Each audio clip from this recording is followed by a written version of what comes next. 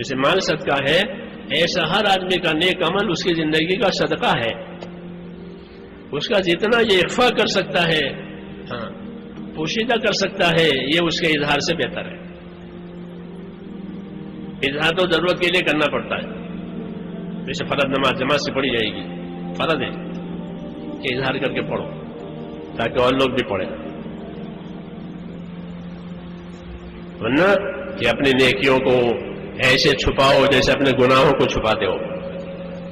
لوگ اپنے گناہوں کو، اپنی غلطیوں کو، اپنی کمزوریوں کو چھپاتے ہیں تاکہ جب ماحول میں رسوائی نہ ہو.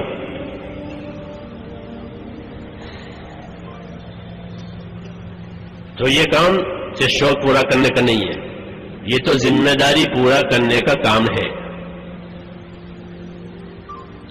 اور ذمہ داری بھی امانت داری سے، ذمہ داری پورا کرنے کا کام ہے. اور ذمہ داری کیسے پوری جائے گی؟ پوری امانت داری سے. جب ذمہ داریوں کو امانت داری سے پورا کیا جائے گا تو یہ اللہ سے قریب ہو جائیں گے. ان کی خدمت، ان کی اطاعت، ان کی قربانی وزندار ہو جائے گی. کیوں کہ اپنی ذمہ داری کو پوری امانت داری سے ادا کیا ہے. رسول صلی اللہ علیہ وسلم نے ایک سفر کیا،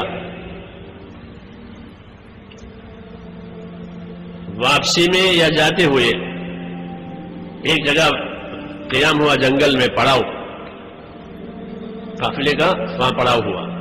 جگہ خطرے کی تھی، چاروں طرف ماحول خطرناک تھا، دشمنوں کا ماحول تھا. حضور صلی اللہ علیہ وسلم نے تقاضا رکھا کہ آج کی رات چوکے داری کون کرے گا؟ چوکے داری بھی ہمارے کام کا ایک حصہ ہے. جیسے آپ ذرا چوکے داری کرتے ہیں، سامانوں کی، مالوں کی، ہمارے ساتھی چوکے داری کرتے ہیں. یہ بھی ایک محنت ہے اور اس کی بڑی فضیلت ہے چوکے داری کی حدیثوں میں. تو فرمایا من یحرسنا اللیلہ، آج کی رات چوکے داری کون کرے گا؟ مشکل جگہ تھی، انصاری آ گئے تیار ہو کر. انصار مدینہ کی یہ خصوصیت تھی کہ مشکل کاموں کو اپنے ذمے لیتے تھے. مشکل کام یہ نہیں کہ عزت کے کام، شہرت کے کام، آسان کام کے نام، جو کام کٹھن ہو وہ اس کو لیتے تھے. یہ ان کا مزاج تھا. یہ سماج دین کے کام کرنے والوں کے لیے سبق ہے. کٹھن کام اپنے ذمے لو، طبیعت اطاعت کی بنے گی اور کام ہو جائے گا. مشکل کام، اعزازی کام نہیں، یہ کام اعزازی نہیں ہے. حضور نے فرمایا انصار مدینہ کو میں جانتا ہوں کہ ان کا مزاج ہے. انصار سے کہا تمہارا مزاج ہے، میں تمہیں جانتا ہوں کہ تمہارا مزاج یہ ہے کہ تکثرون عند الفزع وتقلون عند الطمع. یہ کوئی کٹھن کام ہوتا ہے، مشکل معاملہ ہوتا ہے تو اس کو ادا کرنے کے لیے اور پورا کرنے کے لیے تم سب سمیٹ کر کے آ جاتے ہو کہ اس کے لیے ہم حاضر ہیں، بتائیے کیا کرانا ہے. یہ وفاداروں کی شان ہے، یہ شان وفاداروں کی ہے. ہاں ہم وفادار ہیں. تو فرمایا کٹھن کام یہ اپنے ذمے لیتے ہیں، اور کوئی میٹھا معاملہ ہوا، ملائم معاملہ ہوا تو چھوڑ دیتے ہیں.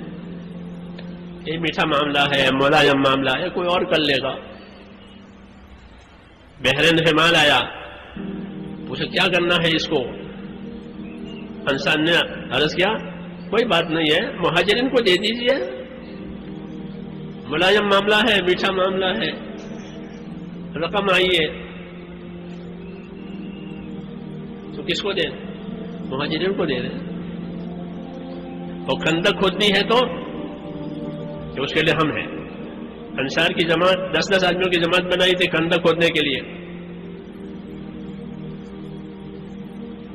خندق کھودنے کے لیے 10 آدمی کی جماعت بنائی تھی اور ناپ کا زمین دی تھی کہ یہ آدمی یہ اتنا کھودے اتنا کھودے. جو انصار کی جماعت کھودتی تھی، جو اپنے حصے کی جماعت وہ پورا کر چکی اور کھود لیا، تو اب کہ چلو کون سی جماعت ہے جن کا کام بھی پورا نہیں ہوا ہے ان کی مدد کریں گے، ان کا ہاتھ بٹائیں گے. یہ نہیں کہ ہماری زمانے نے تو ہم نے کام کر لیا. یہ کٹھن کام اپنے ذمے لیتے تھے. یہ سبق دیا ہے دین کی نصرت کرنے والوں کو کہ اعزازی کاموں میں آگے رہیں اور مشکل کاموں میں پیچھے ہو جاویں کہ اس سے دین کو ترقی نہیں ہوگی اور ان کی تربیت بھی نہیں ہوگی. دونوں باتیں نہیں ہوگی کہ ان کی ترقی بھی نہیں ہوگی اور تربیت بھی نہیں ہوگی. کیوں کہ سہولت سے کرتے ہیں, سہولت دیکھتے ہیں, سہولتیں کریں, ایسا نہیں, عزیمت سے کریں, پھر اللہ کی مدد آئے گی. تو وہ میرا قصہ کہ حضور نے فرمایا آج کی رات چوکی داری کون کرے گا؟ تو انصاری آ گئے کہ جی میں کروں گا چوکی داری. فرمایا اچھی بات ہے, تم سوار ہو کر آؤ میرے پاس. پھر گھوڑے پر سوار ہو کر پھر حاضر ہوئے. پھر وہ آپ نے بتایا یہ جگہ ہے کہ یہاں چوکی داری کرنی ضروری ہے, یہاں نگرانی کرنی ضروری ہے. جب جگہ بتا دی کہ جگہ سے ہوشیار رہنا, جاؤ, ہدایت دے دی. چلے گئے. رات گزر گئی.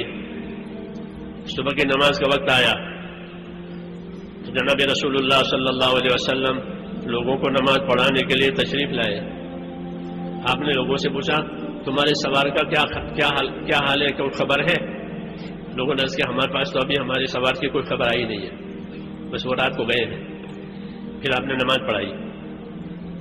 نماز سے فارغ ہونے کے بعد فرمایا کہ تمہارا سوار آنے ہی والا ہے. اتنے میں وہ جھاڑیوں میں سے آتا ہوا نظر آیا, جنگل میں سے, اور آ کر کے سامنے کھڑا ہو گیا سلام کر کے. حضور صلی اللہ علیہ وسلم نے پوچھا, کیا پوچھا؟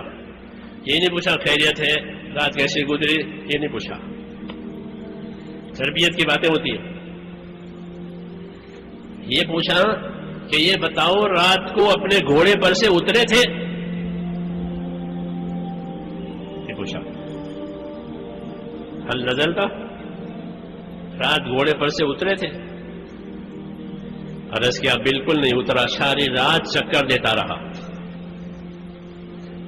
نماز کا وقت آیا, صبح کی نماز کا وقت, اس کے لیے اترا تھا. پیشاب کی حاجت ہوئی تھی, اس کے لیے اترا تھا. باقی پوری رات اپنے گھوڑے پر رہا اور اپنے کام میں مشغول رہا.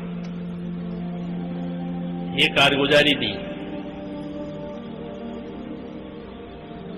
جب انہوں نے یہ کارگزاری دی تو کیا جواب ملا کارگزاری کے جواب میں؟ کارگزاری کے جواب میں یہ ملا قد اوجبتا, آپ نے اپنی جنت واجب کر دی, جاؤ.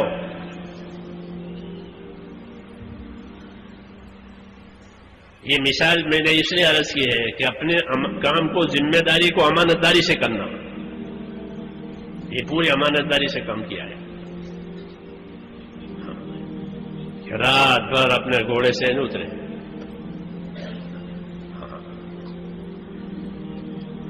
یہ عظمت کہلاتی ہے. اللہ کے کام کی عظمت, اس کے حدود قیود کی حفاظت. اس لیے ایک ہی رات میں اتنا انعام مل گیا کہ آپ نے اپنی جنت واجب کر لی. یہ سبق ہوتے ہیں ہمارے اللہ کے کام کو کہ پوری امانت داری کے ساتھ, پوری ذمہ داری کے ساتھ کیا جائے گا. کوئی دیکھے نہ دیکھے, کوئی پوچھے نہ پوچھے. کہ اللہ تعالیٰ بندوں کے اعمال کو خود دیکھنے والے ہیں. قل اعملوا فسيرى الله عملكم, کام کرو اللہ تمہارے کام کو دیکھے گا. حساب کتاب اللہ کے ہاتھ میں ہے. اس لیے اللہ تعالیٰ کا دین, کہ اللہ تعالیٰ کا دین امانت ہے. ایمان دیا ہے تاکہ اس امانت کو ایمانداری سے ادا کریں.